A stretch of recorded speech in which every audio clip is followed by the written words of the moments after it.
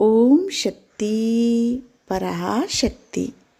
அன்பு செல்வமே, தேரை ஓட்டுபவர் திறமசாலியாக இருக்கும் பட்சத்தில் தேரில் அமர்ந்து வருபவர் நிம்மதியாக சந்தோஷமாக வரும் பயண காட்சிகளை அனுபவித்தவாறு வரவேண்டுமே தவிர பயம் கொள்ளக்கூடாது.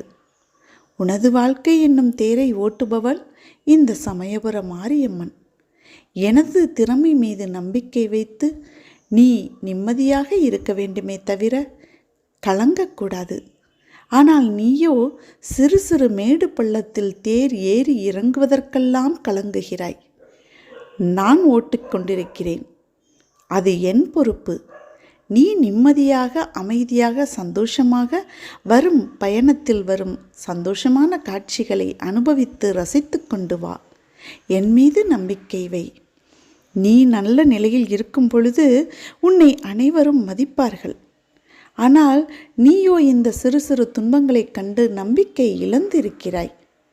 ஒரு பறவை வானில் பறக்க வேண்டுமென்றால் அதற்கு இறகு என்பது மிகவும் முக்கியம். ஆனால் ஒரு பறவை இறகை இழந்துவிட்டால் வானிலிருந்து கீழே விழுந்துவிடும். நீயும் நம்பிக்கையை இழந்துவிட்டால் அந்த உயரத்திலிருந்து விழும் பறவையைப் போல் வாழ்க்கையில் விழுந்து விடுவாய். உனது தேவையை அறிந்து நீ தேடி செல்ல வேண்டும். எதுவும் உன்னை தேடி வராது. உனது தேவை எது என்பதை முதலில் முடிவு செய். அதற்கான பயணத்தை வழிவகுத்திடு. நடக்க துணிந்து அம்மாவின் கரம் பற்றி பயணத்தை துவங்கு.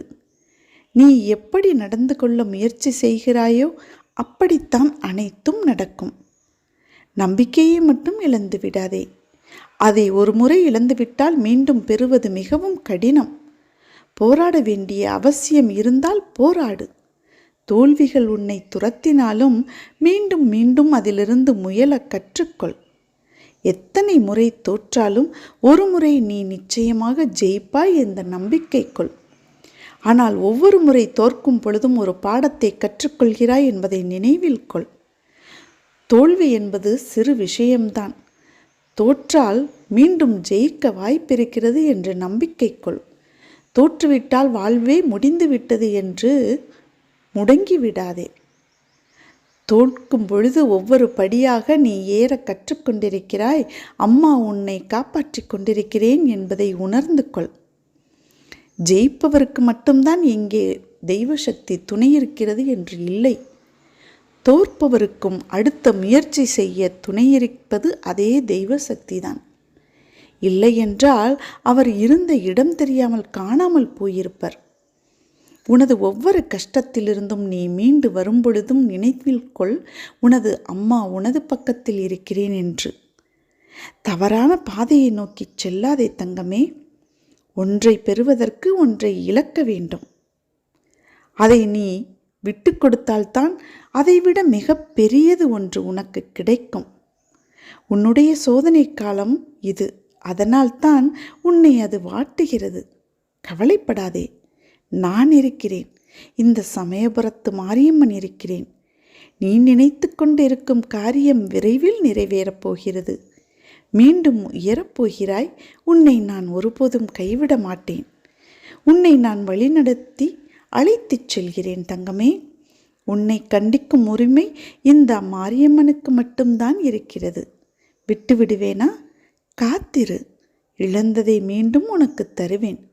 இது தெரியாமல் கவலைப்பட்டு கொண்டிருக்கிறாய். நாளை என்ன நடக்கப் போகிறது என்பதை தெரிந்தால் இப்படி இருக்க மாட்டாய். மனதார என்னை வேண்டிக்கொள். நிச்சயம் அருள் புரிவேன். அனைத்து கஷ்டங்களையும் விலக்கி திரை திறந்தவுடன் தெரியும் மங்கள காட்சி போல் உன் வாழ்வு சிறப்பாக ஒளிமயமாக முன்னேறி செல்லும். உனக்கு நிம்மதியையும் சந்தோஷத்தையும் கொடுக்கும். நம்பிக்கையோடு இரு தங்கமே. அம்மா நான் இருக்கிறேன் என் அன்பு பிள்ளையே. அருகில் வா, மங்களம் உண்டாகும். ஓம் சக்தி.